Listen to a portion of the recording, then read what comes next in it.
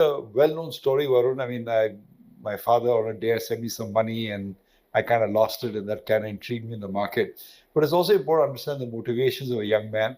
When I was, very young, just fresh out of college, wet behind the ears, uh, there was one thing that did drive me, and that was financial freedom. And I never felt, Charlie Munger recently said that and kind of echoed with what I feel also. I never liked the idea of sending bills to someone to collect money. I just wanted to be the master of my own fate, the captain of my ship, if you will. So while I was ideologically opposed to the stock market, didn't understand it in the early years of my career, I think ultimately the kind of freedom that it offered you, the freedom of expression, the freedom of finance, attracted me to the stock market. So in a way, it is something made for me because I think temperamentally I'm a bit of a loner.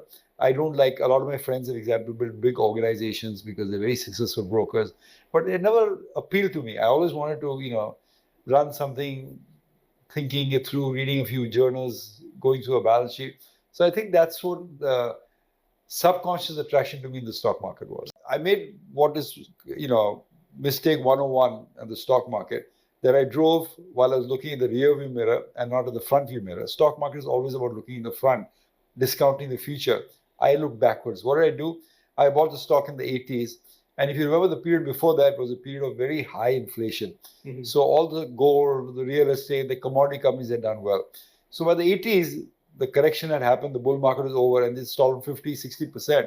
So in my naivety, I thought, well, they're already down 50, 60, 70%. How much low can they go? Little did I realize they could go down another 50, 60, 70% from the price I bought them, which is exactly what happened. So round trip, I lost 10,000 very shortly. But the important thing was, and this is important to understand in the market, that sometimes that is a very inexpensive tuition to pay, particularly early in your career. Mm-hmm. Because as a young man, you'll be ambitious and you say, how can I be so stupid, Mm-hmm. And then you'll figure out what works and what doesn't work, mm-hmm. which is what happened.